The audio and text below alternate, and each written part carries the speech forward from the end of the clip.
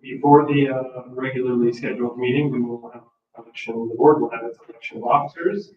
And before we do that, I just would like to make a few comments, I guess, and just thank the rest of the commissioners for trusting me to be in this position. It definitely has been an interesting 1 year of presidency, some exciting stuff. We have the grand opening of phase 2 here at the sports center, and we just have the Island Park swimming pool, which is so much excitement in the community around that. What an awesome project, and we've had some other interesting things happen along the way, and I feel like we've learned a lot of things together, and I think specifically Susan and Dave and Jane on the staff, and Commissioner Dawson for serving as vice president, and I enjoyed my year and I learned a lot, and I'm also very much ready to hand it off. So with that, we will open up. So the procedure here is we will call for nomination for members of the board. We can nominate both the president and the vice president, and we can do that all in one action. So that's what I'm hoping will happen this evening. That's what I would ask for. So, and then we'll close the nominations, and then we will just do a simple voice vote, assuming we have a vice president. We'll vote on that in one action. If there's any dissension or discussion, then we'll deal with it there. So with that, we'll not do a nomination for president of the board. I would nominate Vicki Dawson for president and Jerry Rossett for vice. Okay, so we have a nomination for Commissioner Dawson as president and Commissioner Rossett as vice president. We do not need a second, but is there any discussion or any other nominations, excuse me, for any other positions? Any other nominations? You're doing it. Okay, hearing none, seeing none, we'll take a voice vote. So all in favor, signify by saying aye. Aye. Opposed, same sign. Motion carries. Congratulations, Commissioner Dawson and Commissioner Rossett. Thank you. Now we move to the shuffle.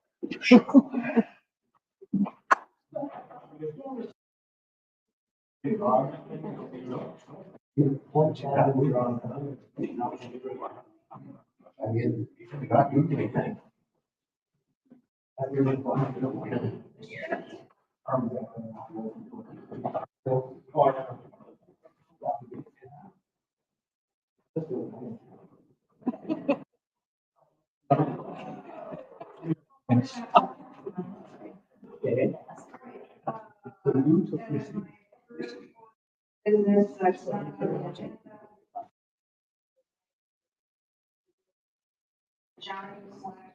family, resident,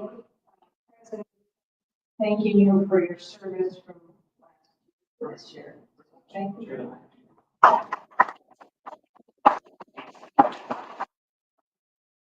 And I promise that you will open many more things than I will this year. Yeah.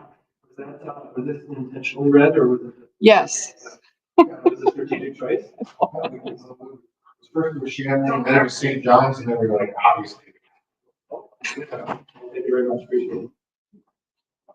All right, so I've called the meeting to order, and we have a motion. Do we have any changes to the agenda? Good evening, commissioners. No, we do not have any changes to the agenda.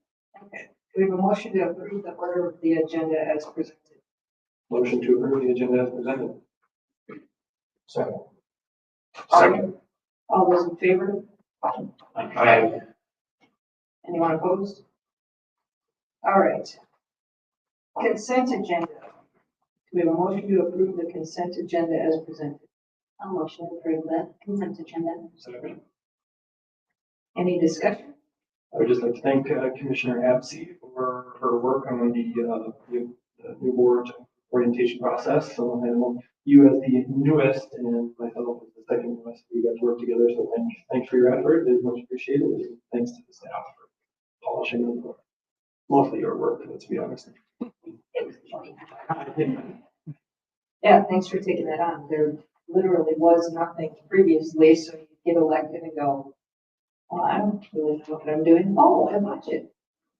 So this would be nice for new people coming in to have a process in place to meet the staff, get to know what their job is or what their role is as a commissioner. So, any other discussion?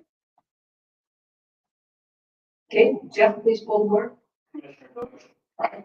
Commissioner Hill. Aye. Commissioner Halsey. Aye. Commissioner Rossett. Yes. Commissioner Dawson. Aye, motion carries. Okay, regular agenda. Do we have anyone from the audience who would like to speak who's not on the agenda? Okay, seeing none, I'm gonna pass on reading our public comments. Second item of agenda, director's report. So July is Parks and Recreation Month. And just a reminder, so we're hosting some all-access splash days at the various pools throughout the Fargo Park District. And this has been sponsored by Town and Country. The first one was at the park on July 1st. We have on July 9th, tomorrow, it's going to be at the Southwest Recreational Pool.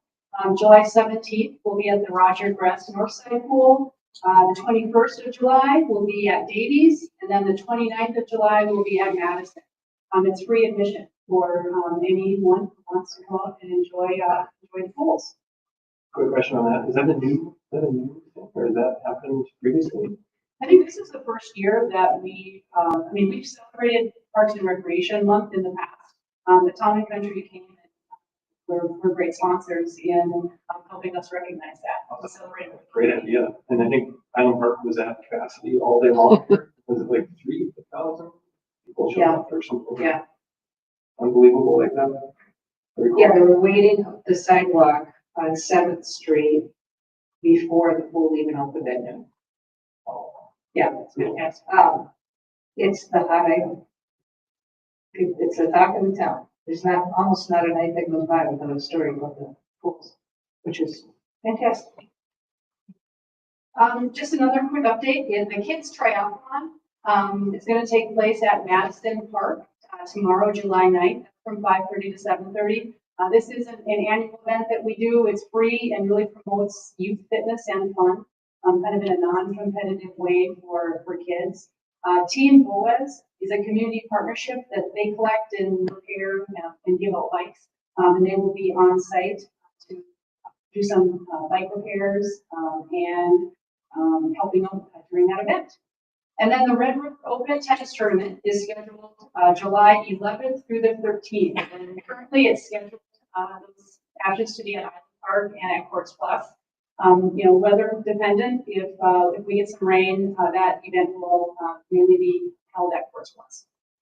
And then I just wanted to remind commissioners on July 16th is the Park Board Workshop that we have scheduled. So we have our consultants from Pros Consulting and Confluence that will be in town to provide a high level of the information that we've collected so far for the Park System Master Plan. And Jane and Dave and I had the opportunity to get a very, very quick version of it today. And I think there's some great information that we're going to get received from the community on feedback of the priorities of our community members, programs. So hopefully you all look forward to that event.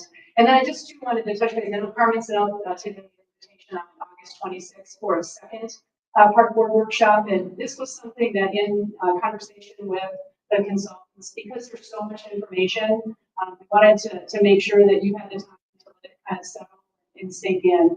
And we just thought it would be a little bit overwhelming to provide all of that. So that is the reason for that second workshop. Okay, and those are the updates that I have tonight. Thank you. Can I just jump in? I got a couple of comments I want to make before we move on to the rest of the agenda items. This past weekend, holiday weekend, my wife and I were out riding bikes on the trails, and I just want to commend the staff. The trails were all well groomed. The grass on both sides, all nice mowed up, but really good looking trails. And I spent some time over at Island Park Pool a couple of different times watching from the observation deck. And I was telling this, but the lifeguard staff should be commended. There's a lot of activity, a lot of motion going on, and any quick slip or fall, somebody could get hurt. And I was just amazed at, how well that they're attentive. There's a lot of motion going on there, and I was like, those lifeguards they're doing a good job. A lot of kids in the pool swimming, And so, I just was really impressed with how they were on top of things and, there's just a lot of different things happening there and so, great job. And I wouldn't want to be a lifeguard at that pool because there's just a lot of things going on and so they're doing a great job and I just wanted to comment on it. So, good job. Well said. Okay, Sally, you gotta follow that. I try to do that. Today we have Sally, and I don't know how to pronounce your name because, Jacobson is so much easier.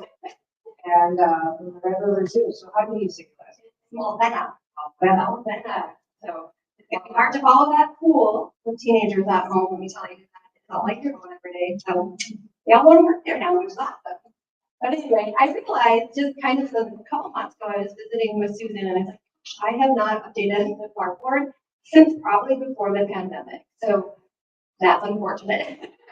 As the park is our biggest really partner, we would not have a zoo without the land that was generally leased to the zoo. So I kind of wanted to update everybody on not only if you have been to the zoo or if you haven't been to it recently, what our zoo is all about, and then also what's happening now, and what's happening in the future. I tend to talk a lot. I know I have 10 minutes, so I gave myself 6 slides. If it goes long, give me a weird wink and I will sit down. But anyway, yeah, we're entering just now in our 26th year of operation. Our zoo is a small but mighty zoo, and small not in acreage, but more so in budget. So we operate on a $2.2 million operating budget. 83% of that is through earned revenue, and the other 17% comes from philanthropy, donations, and things like that. 59% of our budget goes to staffing, which is about average. Most zoos between 59 to 75% is staffing, and the other 41% of our budget goes to other, which is electricity, water, all that fun stuff. We do have 20 full-time year-round employees, and an additional 7 part-time employees year-round. And then in the summer, I put 15 seasonal, but that could be 15, 20, it really kind of depends on all the kids that help operate our concessions, carousel, stuff. Our average attendance is about 120,000 a year. It can range between 116,000 and 150,000, really weather dependent. So if we get an early winter, it cuts it down, or rain on Mother's Day, so right around 120,000. And in addition to that, we do have 2 full-time educators. One does have her master's degree. We're really proud that we secured somebody with a master's in education. So within our education programs, we see about 9,900 kids each year. And in addition to that, we also have a TV show that is in Fargo Public Schools through the K1 and 2 called Zoo Time with Sally. So it complements the curriculum that kids are learning in K through 2nd grade with real life videos on the zoo, kind of like Mr. Wizard is what we thought would be really fun. So a little bit about who we answer to as far as regulation and accreditation. So we are federally, the federal oversight for the zoo is the USDA. Right now there's about, I think, 2,500 organizations that have permits to exhibit animals for the public. So the USDA kind of oversees the minimum standards of what you need for animal welfare, safety, public safety, that kind of stuff. And then the greater one that we're really proud of is our ACA accreditation. So of those 2,500 facilities, only about 230 actually reach the standards of being ACA accredited. That's actually 230 representing over 12 countries. So for our little zoo in Fargo, North Dakota, on a $2.2 million budget to be having the same standards as the San Diego Zoo and the Smithsonian Zoo is quite an accomplishment. And that is really due to the crazy hard work of our staff and our volunteers and most of the community that support us. Really proud of that. So I should do 2020 to 2025 highlights forever. I'm going to touch on 2020 because we were the first zoo in the entire country to fully reopen to the population. So Fargo led the way on the standards that were then deployed by other zoos and aquariums to open to the public. So that was a big achievement for us, and just to be able to stay alive through that with our staffing stuff. Again, that's small, but many make you flexible. But in the last few years, since 2022, we opened our private prairie exhibit, which is bison, we got bison, prairie dogs. We really wanted to focus on leading the way as far as people having pride in conservation efforts in their own backyards. And so we partnered with a lot of entities to make this happen. But being the Red River Zoo, we didn't want to just get any old bison, so we decided we wanted to get these really incredibly difficult bison to get from Wind Cave National Park. So if you pull their genes, they have absolutely no cattle genes in them. And so that's very rare to find. I think they only exist in maybe 6 different areas. And we were the first zoo in the country to receive these bison from the national parks. And we're really, really proud of that effort. We have a partnership with Wind Cave National Park, both with the bison and with black-footed ferrets, which were once extinct. They repopulated the park. We send our staff and volunteers and college students from advanced youth down to the park once a year to do population surveys for those animals.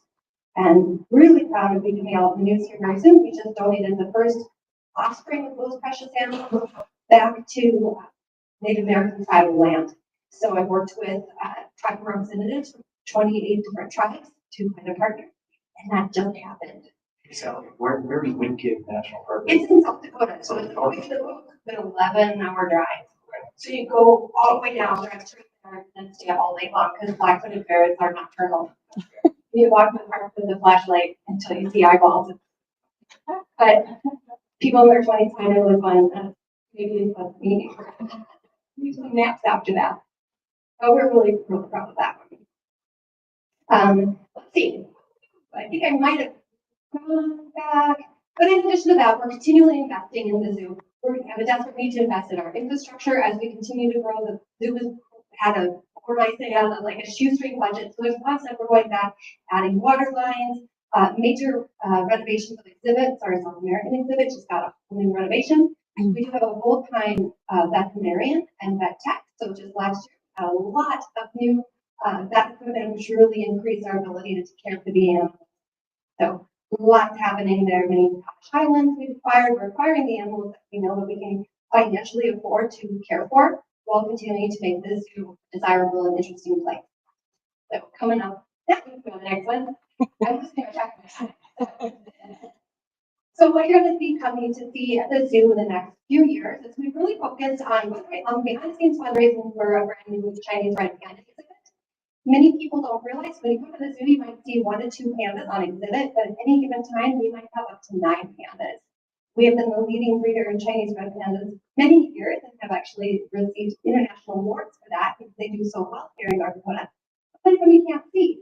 And so this new exhibit, it will have a lot more trees and stuff as our little rendering, but it will have 4 yards, lots of trees, bridges for the pandas to climb over the guest heads, really make it interactive and fun. And it will have 2 holding buildings, so that with 12-foot windows, so when it's really hot outside, when people come to the zoo, the pandas have to be inside, people will be able to see the pandas. We do have a behind the scenes red panda encounter that's actually really well known nationally. We have people that travel from all over the country and sometimes other countries to come up and experience our red pandas. So why not center that for everyone to see all the pandas? We just recently, you might have seen in the news, we just recently acquired Przewalski horses. Very hard to say if you look at how it's spelled. They were actually, they went extinct in the wild in 1969. Completely extinct. And at that time, there was like a handful of zoos around the world that had Przewalski horses. So zoos started breeding those animals to re-release them, and we're really excited to there are now 2,500 running free in Mongolia. And so here at the zoo, we're playing our role, and we just got our 2 first Przewalski horses.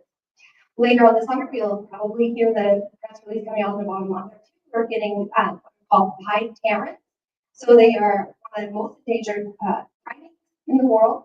We are going to be the 7th zoo in the country to have them, and we're working with not only zoos here, but we're working with zoos in the island of Jersey, and we're working with the government of Colombia to really highlight these beautiful animals and be a player in that game. So those are the main things coming up. I wanted to put a little Lego on there. What we like to do at the zoo, you can't just continually build new exhibits. Follow the drive the gate. We have to be able to make it financially sustainable on that 2.2 million. As you know, that can be challenging if winter hits early. So we're very carefully adding the things that we can't while polishing up other pieces of the zoo and expanding our program. For instance, this week we had our first sensory-friendly zoo camp. So we've really been pushing a lot on all access, even though we have a tight budget, we do offer extremely reduced admission for anybody on staff. We've partnered with North Dakota Autism Center to have kind of an autism-friendly zoo. And this week was the first week we had our autism-friendly specific zoo camp. So that was really a powerful way to see those kids come in and enjoy the animals in the way that is best for them to do. So always looking for new ways to partner and always looking for new ways to grow. So I wouldn't be the zoo director unless I also had an app. I don't have a specific app, but I can say, if you guys wanted to say, oh, how ways we can partner and how can we help this too. We always obviously need operating budgets, especially when prices of groceries, if you see the prices of groceries go up, you can imagine the price of 3 pallets of groceries 2 times a week. We've done our best to be financially solvent and be financially careful. And actually last year was the first time we made it through the year with a net. So that was a huge accomplishment. But we do want to continue to keep the zoo at a price that people can enjoy it. So we're being very careful. So again, maintenance, operating support is always important. Or capital support, I may come to you guys if we're an example of penguins in there. If we're doing penguins in the future, I might come to the park board and ask for consideration for that. Or just in-kind services. For example, if it gets really snowy, just clearing our snow lot. A couple years ago, it's when the winter started right before Halloween and it lasted into like May. It cost us $65,000 to clear our snow. And on a $2.2 million budget, that hurts, and it takes a few years to get over. So any kind of in-kind support, that's ever a possibility, as far as like clearing the bars or lots or anything. Of course, we want to be partners, so if there's any way that we can then also be an equal partner and help Fargo Parks achieve any goals that you might have with programming or activities for our community. I know that when we partner together, we all rise. So that's all I had. If there was any questions. Couple, Sally. First of all, thanks for being here, and I think you didn't mention the Subaru event since That's right. the partnerships with the local breweries. So thank you for that. I don't know, does it still go on? It is Okay. August 22nd this year. Perfect. Yeah. Good. That's a fun event. So thank you. But question was, so it was 120,000 visitors last year roughly. Do you have the ability, or do you track where people come from? Like, are they local? Are they state? Are they? The ability to track like zip codes and things like that, just because we have to kind of run everything off of free software. But I will tell you, we took Square to all new levels. We've been actually on their investor portfolio on the cover of it 3 times because of the innovative ways we've used it. But yeah, I would say half and half, to be honest with you. Just kind of estimate based on. Based on like ancillary knowledge for people coming in. Yeah. Okay. I have this. So I think you said 20 full-time staff, and your revenue comes, was it 17% donations? 17% donations. Do you have, so on your full-time staff, do you have a fundraising team, or is it, am I looking at the? You're looking at you're looking at IT and HR and Small organization. yeah. But we're growing and it's happened. Yeah. Anything else? We'll come on to the Zoom. Come on to Zoom. Thanks. Yeah, thank you. All right. Next up, program update, the Fargo Park Sports Center. And now you gotta follow the Zoom. It's getting tougher. I should look out for that. Good luck out there. Great. Things are rolling now. I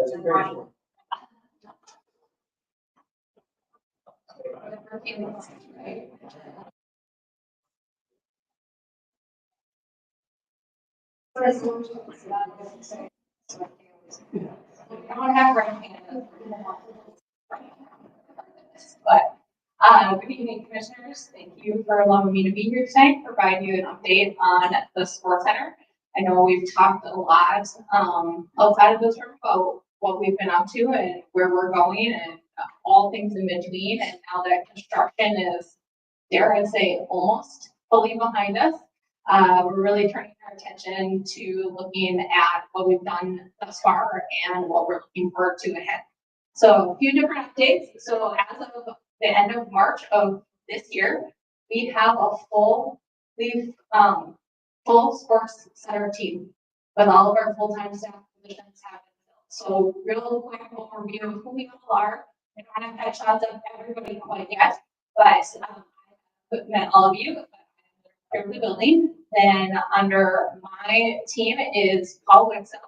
He is our first partner success manager. He's been with us just over a year and a half, as well as Bryce Lawrence is our facility manager. He keeps the lights running and the water running and everything clean for us, and his team does a great job.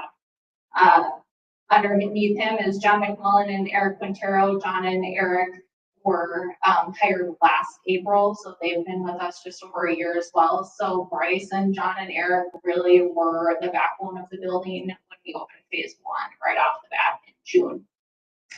Then moving right along, we have Allison Beal. Allison was actually our newest hire. She was at the end of March, so she works in tandem with Paul on selling all of the spaces and ensuring a great user experience when people rent our facility from us.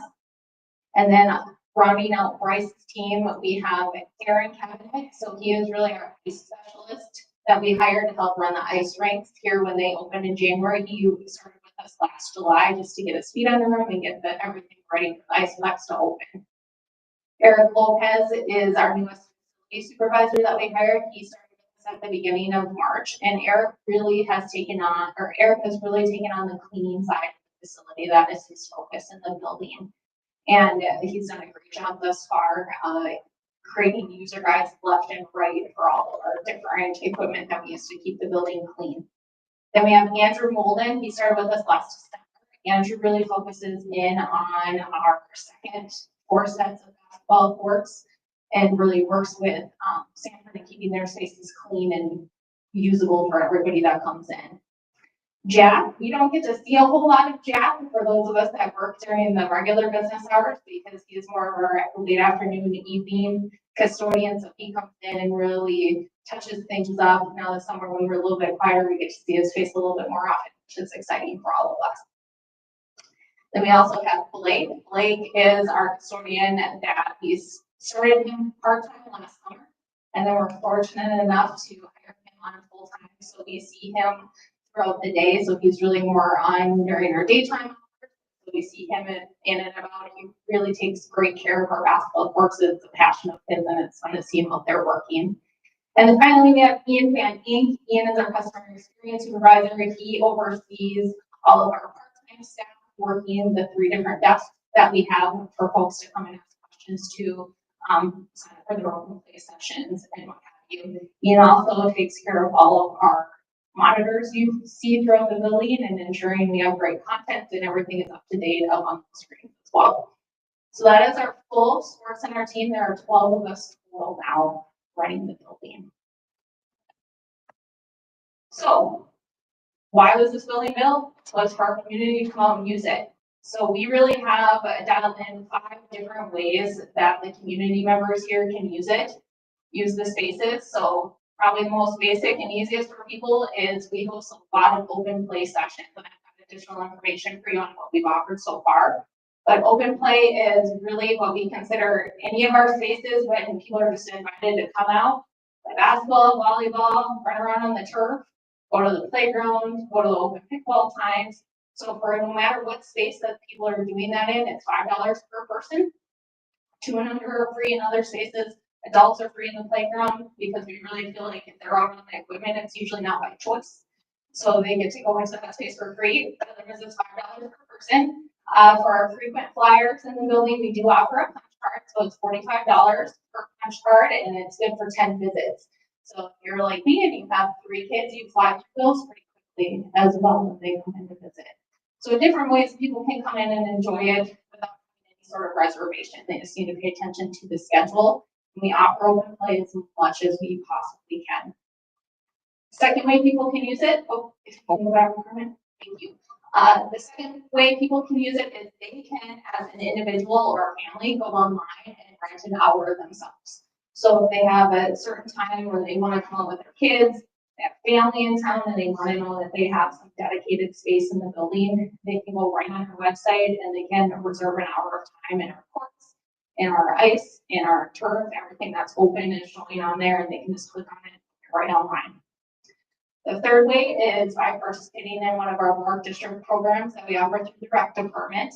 So folks that sign up can utilize the spaces that way. Otherwise, as you all know, we have a lot of third-party user groups that come in and rent time. Tri-City Soccer, both volleyball, Fargo Youth Hockey, Fargo Angels, with a bunch of different user groups. So they'll rent big blocks of time for their leagues, tournaments, and special events.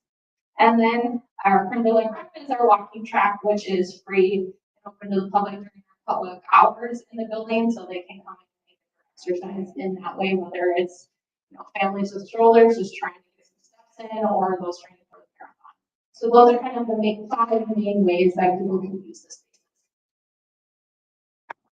So what have we been up to? The numbers that you see before you are our aggregate numbers. This is basically from when we opened the door, June of last year, through June 30th of this year. So everything combined into one.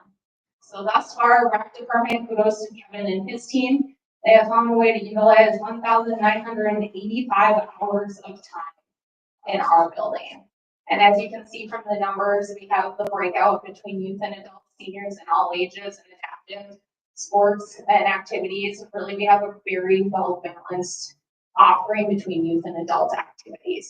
Okay, so the numbers, the hours, and the, all that stuff, that's just for scheduled programs or rented time? That does not include open times, or do you know? Yeah, each of the infographics are kind of different segments. So this first one, programming the 1985 South Fargo Park District program events and activities, whether it's volleyball league, LIGO, STEM building classes, art classes, everything that the park district has programmed in the building since the day we opened. And as you'll see on the bottom of that piece, if the park district had to go out and rent space in other facilities at comparable rates to what we charge here at the building, they're looking at right around $92,000 in rent that we would be paying if we had to go elsewhere and rent space to provide these activities, or potentially not offer the activities at all. Then a little bit to your point, Aaron, if we jump to the corner, we've had, since we opened, more than 70 different organizations rent time in the building, which comes to just shy of 12,000 hours have been rented in the facility across the different spaces. That number, the 70, does not include individuals or families that might go online and rent that hour of time. So we had a basketball team that the dad just rented through his family account, and Aaron might have rented time at certain different times. So that number isn't included in that 70. This is organizations and businesses renting time, most of which are probably local from what we've seen.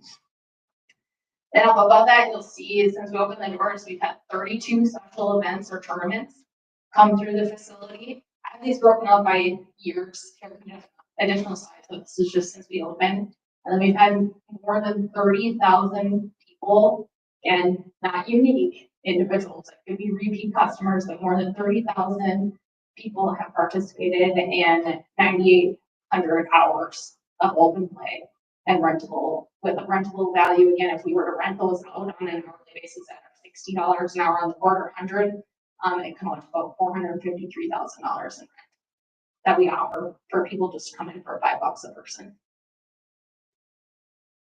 Right. So this is the breakout between the 2 years. So those were the totals. These are kind of the breakouts. Again, I won't go through each one individually necessarily, but just point out a couple. So in open play admissions, again, the $5 per time, June through December of 2024, you can see the numbers there. It's important to point out that 6 months of time through 7 months of time, excuse me.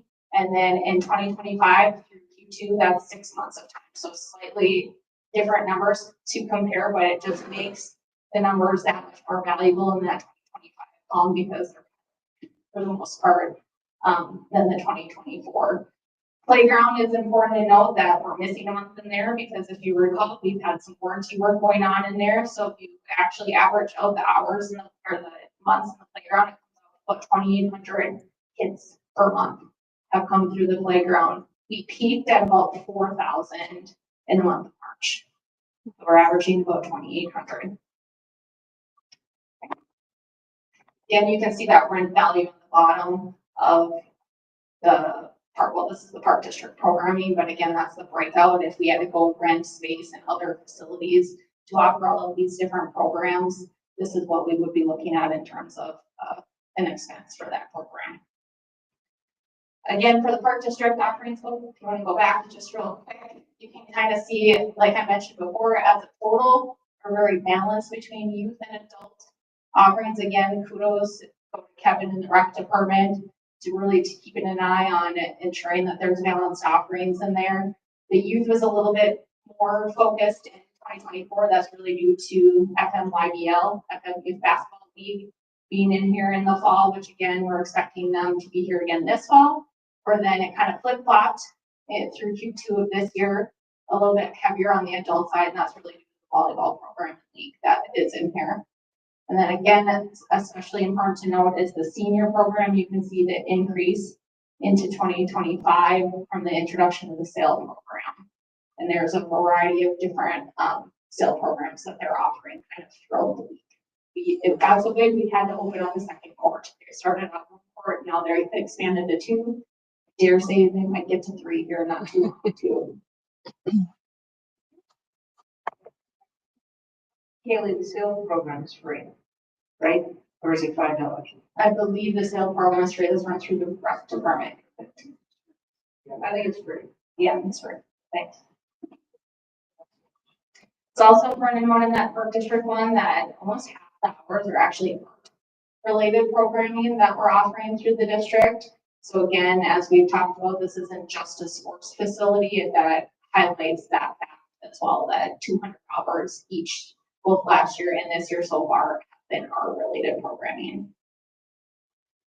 All right, on the open play opportunities, these are, you can see the breakdown here of the number of hours we've offered at the park area of the sports center in the different spaces. You can see in 2025, we started offering dedicated basketball versus volleyball times. Also within basketball, most recently, we introduced dedicated pickup basketball game times versus kind of the open play recreational gym type of setup. Just because we were seeing that demand. People were coming in wanting to play a game and trying to find that balance. We pivoted this summer and started offering dedicated pickup times for them.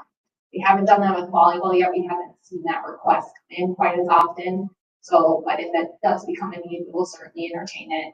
And then along lines, same thing in turf. In 2025, we've now offered dedicated pickup soccer times as opposed to just recreational, kick the ball around, throw the ball, if you're playing baseball. And then we've also recently introduced cat time. So we have dedicated time in our turf area for kids 6 and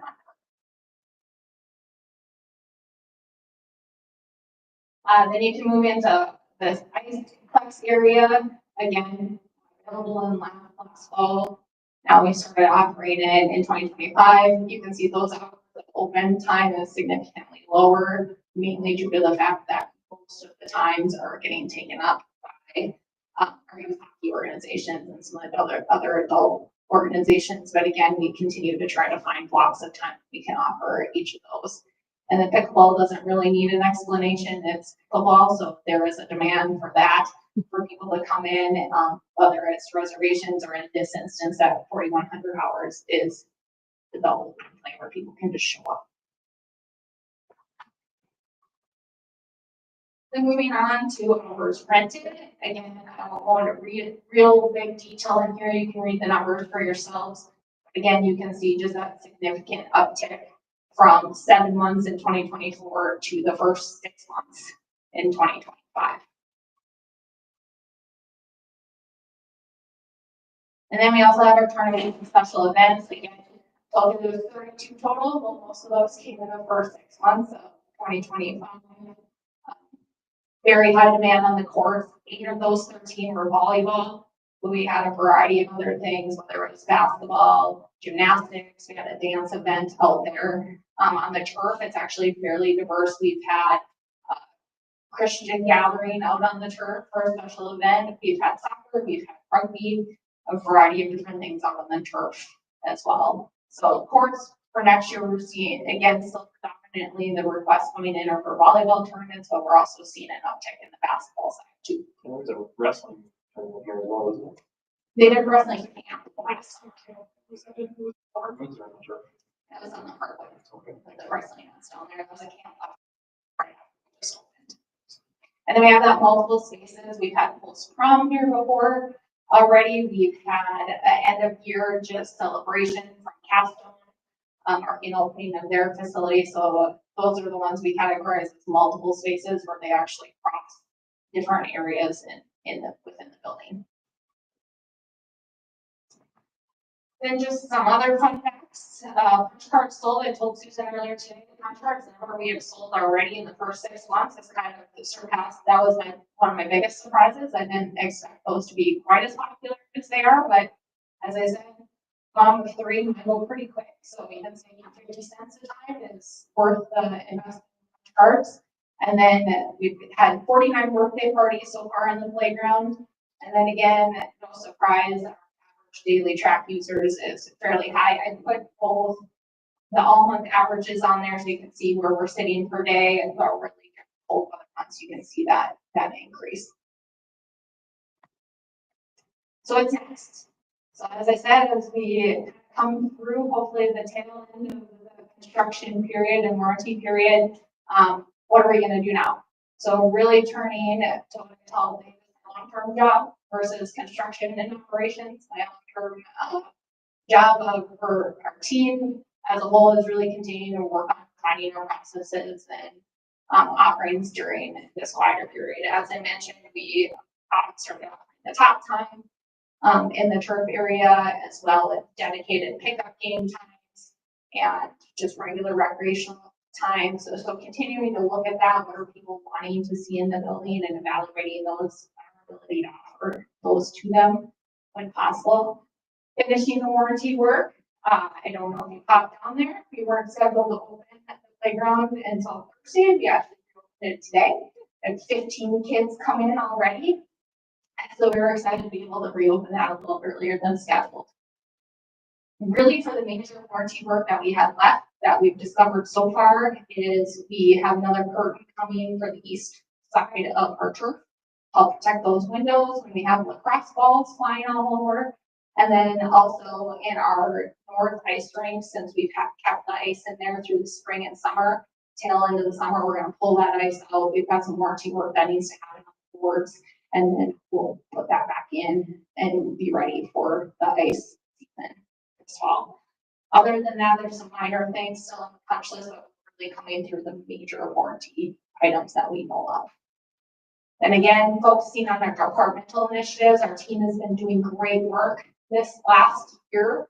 I was really starting to put that great work down on paper. So we have our guidebook for moving forward from now. And then we have a key other few departmental initiatives that we're really trying to dial in on and really get achieved by the end of this year.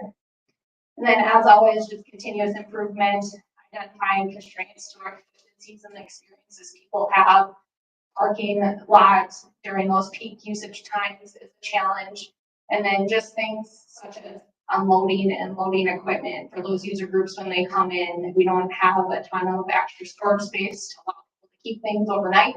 So how can we best help them have a good experience even just from before their event even starts, how we can get them in and out of the building. Different things along those lines, identifying how we can continuously make it better for everyone coming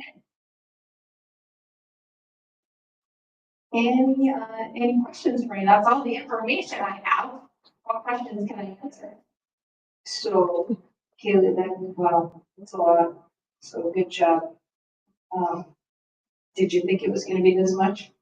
Do you have any idea? Yes, on certain things.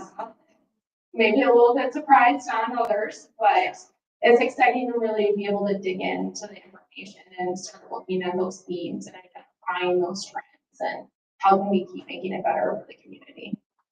Well, from what I've seen, the building such a good staff has been a huge help to you. I think you've built a good group around you and you found really good people who can help you be successful, help us obviously be successful. So I do have a sixth way though that people use the sports center. Oh, boy, okay.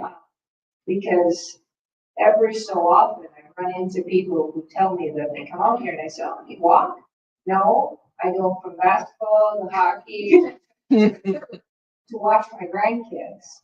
And the number of people who say they can watch their grandkids play sports without having to drive anywhere, all in one day, it's been, they just say it's remarkable. It's a whole other aspect that doesn't seem so obvious to people. It's been a huge asset for a lot of people in our community. So, you know, number 6. And we'll do that for the next update. Thank you.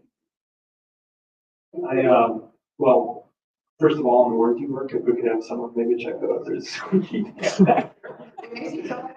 Please, we come in the air vents in my office. It's great. We're working. And I've been going out for months too. Yeah, I haven't been out here, but anyway, I just want to say, first of all, I appreciate, like, this is awesome to see hours and numbers and type of dollar amounts and versus like, well, how's everything going? You know, is it, well, it's pretty good, you know, we're actually tracking stats and data. And secondly, I just wanted to thank you for your leadership and your efforts. And I know, you know, since you came onto this thing and the project, and then you had some personal things that I kind of figured you would be more stressed because you were so focused and dedicated to this project and doing a good job. And I commend you for the staff that you've been able to bring in with you. And I've worked with some of these, you know, a couple of them in my past history.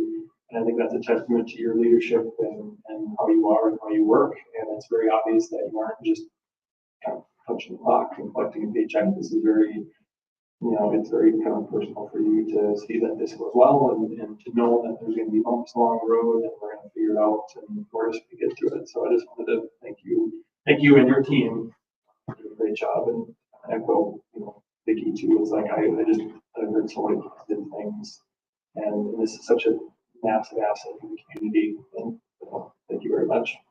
Thank you. Yeah, well, like, it shouldn't get to the bank resolution. And you, great quantitative stuff. What's your qualitative assessment of where we're at today? We're in the paragraph. Oh, I'm not a woman of few words, Terry. I'd say ultimately at the end of the day, what drives us, and I think it's one of the most exciting things from the team here at the Sports Center, is on any given day, we get to see the teeniest members of our community, as well as some of maybe the most seasoned members of our community come through the doors. And I think that's a testament of the vision of what this building was going to do for the community, that it was really a home for everyone. And I think we've achieved that thus far. And we're excited to continue to build on that and find more ways for even more people to come out and enjoy the space. Thank you. I like that, a home for everyone.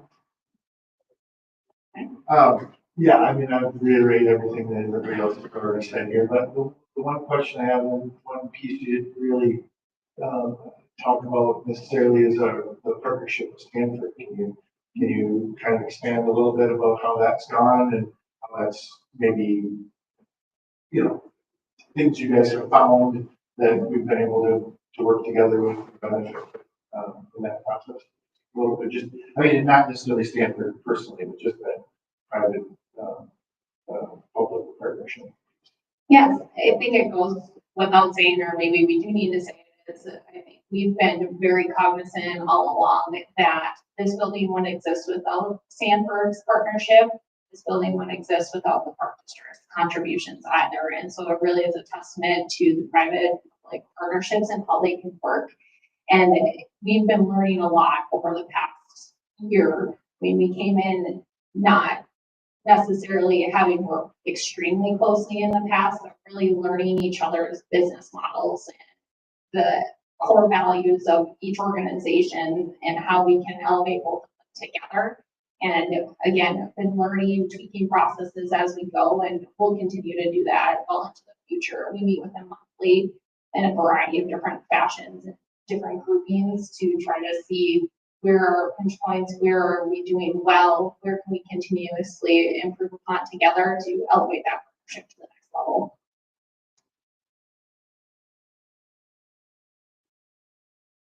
I thank you. Good. Thank you very much. Yeah, Susan. Everyone's favorite finance guy. No, Luke's sitting right over there.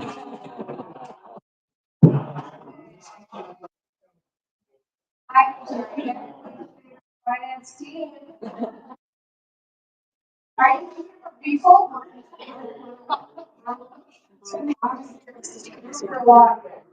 All right, board to consider approval of bank resolution.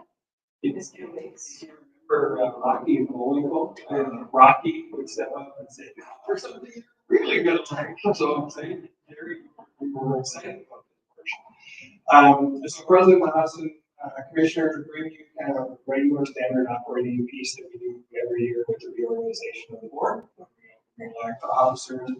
We need to ask you to pass a banking resolution because the president of our board, as well as the treasurer, which is identified as the position of the director of finance, has signing authority for our general operating fund, which is housed at River Bank. And so every year, annually, we ask you to pass that resolution. And then, if provided you do that, only to grab your signature of President Lawson, so we can provide this information to the bank. There was a question and a good catch. You may have seen locally that River Bank is in part of an acquisition with National Bank. But at this point, as that transition is happening, it is a division of Old Nationals, how they identify themselves, and as that transitions and we work with our partners at Bremer, either through this year or next year this time, it may have a different name, but we're sure it will still have the same quality and service, et cetera. So with that, we ask you to pass the banking resolution so that we can change signature authority on our operating account with Bremer. I'll move that we approve the bank resolution as presented. Second.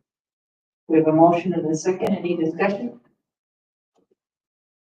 Hearing none. Jeff, please pull the board. Commissioner Deutsch. Aye. Commissioner Hill. Aye. Commissioner Abdi. Aye. Commissioner Rosted. Yes. Commissioner Dawson. Aye. Motion carries. All right, Brad, don't go anywhere. Board to consider the 2024 Fargo Park District audit. How exciting. Luke, do you want to take this one? So meeting will be this chance, President Dawson and Commissioners. Annually, as you know, we work with Hyde Bailey and do an audit of the financial records of the Park District. And at the June planning committee meeting, Hyde Bailey came in, gave a presentation. We also annually then present to the entire board of the public meeting the opportunity to go through the highlights of that presentation. So at this point, I will tell you that there is lots of interest in this particular presentation at the upcoming state and NDRBA conference. So everybody is waiting to be a part of that. We talked about bigger venue for that. Yeah, Just to make, just because we're thinking of opening up the trip. Yeah, that's cool. Thank you. So with that, I'm going to turn it over to our controller, Stevenson, who's going to walk you through most of the particulars of the highlights of the audit, and then I will come back with a few closing comments, any questions that you might have. So with that, I will turn it over to Luke.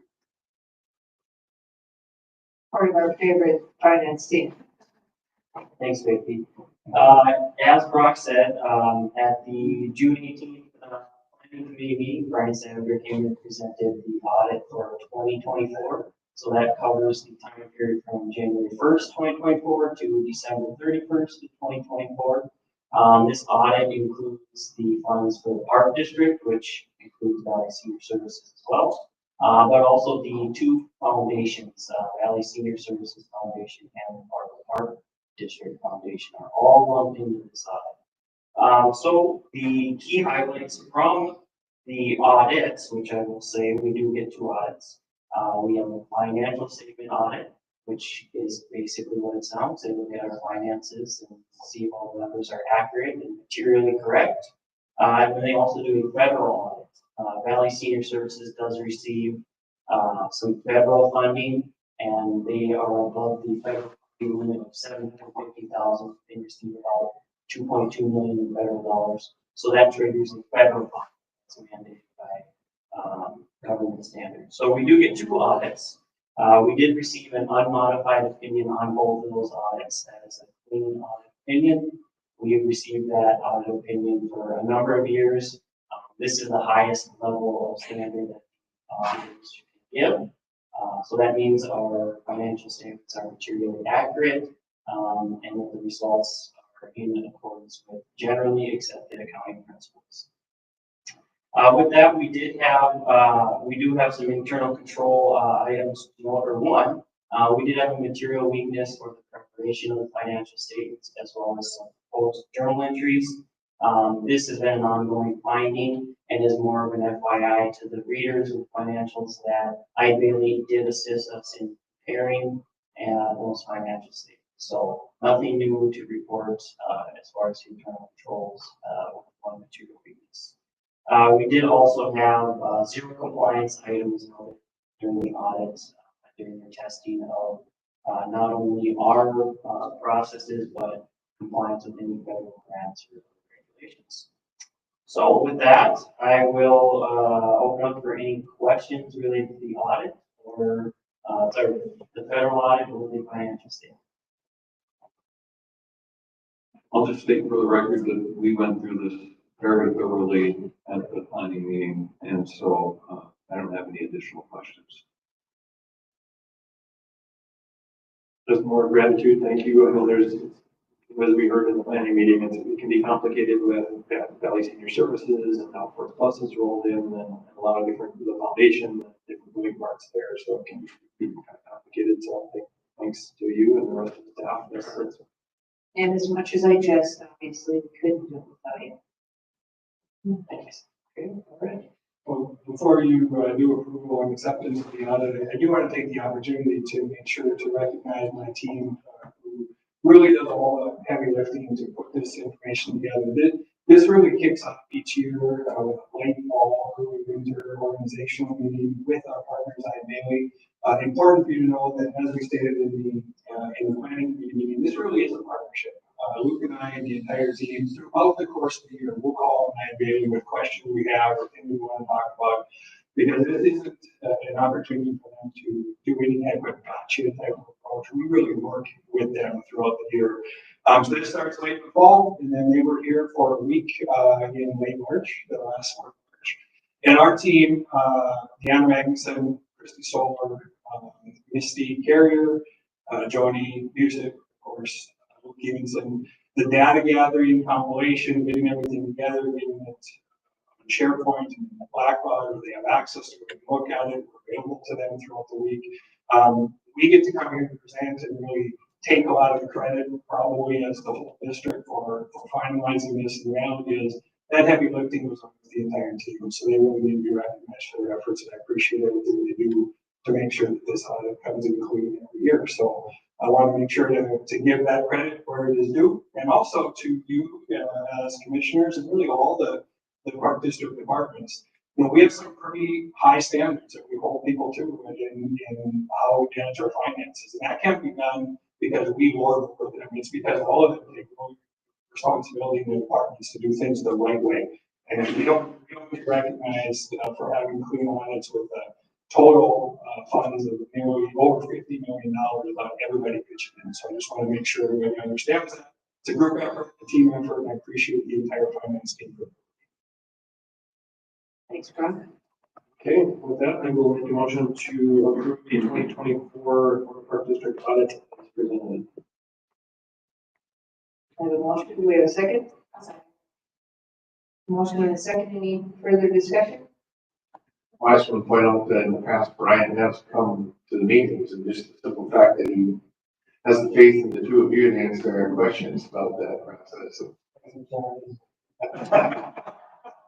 But no, to Jerry's point, he did come to our meeting, and we thoroughly went through everything. And again, you know, to find nothing is the expectation, but at the same time, an accomplishment. So thank you, and he did reiterate too, like you said, throughout the year, you know, if you guys have questions or whatever, call and ask it. It's better to do that ahead of time than have to try to sort it out at the end. So thank you to you guys and your team.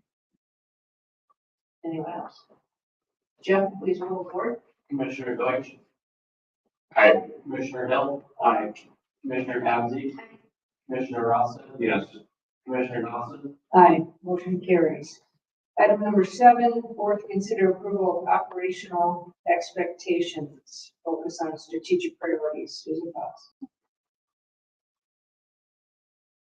So this item is operational expectation number 7, is a focus on strategic priorities. And this is a policy that's included in the overall governance policy that the board approved in July of 24. And we presented this to the governance committee at the last governance committee meeting. And I think there was just some conversation about how maybe the board wants to monitor some of these policies moving forward, which is why they made the recommendation to put this on the regular agenda. But this is, again, as part of all of the different policies in our governance policy, each of those policies are monitored throughout the year, whereas staff provides information on that particular policy, and the board will, make a decision whether we're in compliance or not in compliance with this particular policy. Yeah, and I'll just jump in. I asked to put it on the regular agenda, and when Carmen sent it out, it was like, I can't remember how we were supposed to mark this up. And then when everybody marked it up, sent it in, and she sent out the results, I could see that all of us did it a little bit differently. And I just wanted to have that conversation, and if we all do it differently, that's fine, but I just wanted to ask that question, and if there's supposed to be a consistency, and this does roll up into development, part of the evaluation, so there is some meaning behind what we put in there, and I don't know, I just threw it out there for discussion. I don't know what anybody has any opinion on that or not, but. So I reread through the directions. The directions are, as they're written, are, we use the commissioners use the response of compliant or not compliant. If marked not compliant, then the board member needs to provide a short explanation of why. So I know the discussion we had in the governance meeting as well was, okay, even if it's, non-compliant, you have to explain it, but even if it is compliant, sort of adding additional commentary was sort of the discussion we had. So I think we were saying, if it's compliant, but we want to have additional comment of this is why, and this is sort of noting that this is, if it's not just check the box, it's check done well, right? I think that was Commissioner Ross's point as well, but I think just maybe, or were you hoping that we would have some sort of a kind of decision on how everybody wanted to as well? We would look there, so that's not. I think it's really helpful, being new, and it also it's new for everyone, but I think that's helpful to hear that there was a confusion across the board. And I will add. So you were a little unsure too? You were a little unsure too? Yeah. None of us were having a good time. I think there's a lot of value to doing it, and I don't think we've ever really discussed it previously, right? And even under the system that we have, like, download this thing to your computer, write it or whatever, save it as a document, upload it again. So I think it's worth saying as much value as there is to it. Let's kind of set it up so maybe the document comes in and you check compliant or not compliant, and then there's a comments box that's down, open, and you can just immediately check, comment in there. I think technologically we could make it a little more modern, and that could encourage, encourage the opportunity for more. Yeah, I think that's great feedback, and we knew, right, going into this year that we're gonna maybe have to make some changes with some of the governance policies, and this is new to the park district, new to a commissioner, so I think staff can take a look at some of those forms and try to make them a little bit user friendly, so it's not, it doesn't require as much work on your behalf. And then perhaps just have whatever system, whether it's, I think, I put compliant, I think Commissioner Watson put burden, well, not wrong, but I mean, we just, like we said, so, and I think there is, as you said, staff is gonna look at some ways that maybe might be a little more, what call it, user friendly for the commissioners to be able to go ahead and then, compliant comments, add comments. Why, did you necessarily know, Vicky, at the time, if you were approving this thing as a new tool, or if we were actually using it for the first time? Because I think that there was some confusion. And then put my initials, and really, I just need to confirm compliance. And I wrote accepted because what administration I put was compliant, and so I thought, well, unless I disagree, I'd be accepting what they have to say, but if I read the directions. But I do like, overall, whether I read accepted or compliant, what I really like is Jerry's idea of adding comments, because again, at the end of the year, when it's time we say, okay, how did the park district do? Most importantly, our executive director, I can look back at these and go, oh, what did I write? What are some of the comments we had as we're working through each of these goals? So, for our strategic priorities. So, yeah, I think that's a very good piece of advice and suggestion for all of us to be adding. If we want. Yes, yes. Might be the first time I've never not written anything. All the better. Okay, so with that, I would entertain a motion to approve OP7. I'll move to approve it as presented. I will second. We have a motion and a second. Any further discussion? Okay, hearing none. Jeff, please pull the board. Commissioner Deutsch. Aye. Commissioner Bell. Aye. Commissioner Havasik. Commissioner Ross. Yes. Commissioner Dawson. Aye. Motion carries. Item number 8, governance committee update, Commissioner Hill. Right, my last one. So, the first item we discussed was the new board member orientation, as we kind of discussed in the consent agenda. So we did finalize that. I thought it was a good process, and kind of it felt like the first time using the governance committee format to be able to discuss something like that. So we did approve that earlier this evening. As we had our discussion on OE7, so we went through that, and the discussion we just had was also created out of that discussion. Then we did also, we've been working on the park board benefits, or formerly known as the Gold Card. We were very, very close to sort of I would call it more of a finalized system. And there was some discussion on how we communicate after the changes are made, or making sure that sort of there's agreement on these changes. So it is kind of a big lift. But the plan is to bring it back to the next governance meeting in more of a polished format, I would call it. I think that's kind of where we are with that. And then eventually that will come back to the board for approval. And then we did get our legislative update. So House Bill 1176. So Brock joined the meeting, and there was pretty good discussion on some of the bills and how they're affecting us. And there was a lot of discussion around the 3% cap, and new growth is included. And it seems, at least as far as we can tell, that new growth is included, but until the rubber hits the road, we'll see. We'll find that out. And then I had to head out, but then there's a discussion with some different baseball groups in the community and sort of how to potentially move forward with that. Don't know if there's any others after I left the meeting, but that's good. I think they covered it. Perfect. Okay. Anybody else? No. I'm done. All right, and then item number 9 is the planning committee update. Many of these items are covered in the consent agenda.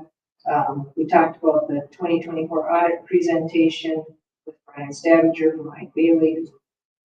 Just an extensive run through of what they do, why they do it, how they do it, where we should be, and makes us feel good about what our finance department and the rest of our staff does, which is very nice.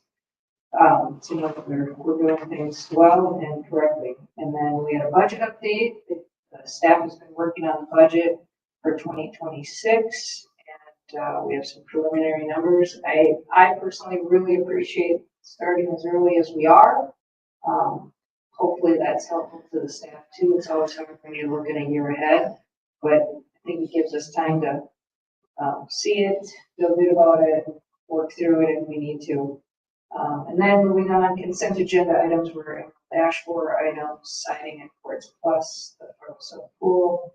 And then last but not least, we had a great set of presentations about strategic plan goals, including community engagement, capital improvement plan, and long-range financial planning, which were so well done and gives me great hope about how we're moving forward to be able to have a plan and see where we're going and know what we need to take care of as the next 10, 20 years goes. So I feel like we're moving in the right direction on caring for our current park district, but also looking forward to what we're setting up in the future, which is really nice.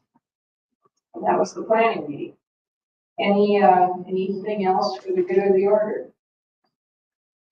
Okay, not meeting adjourned.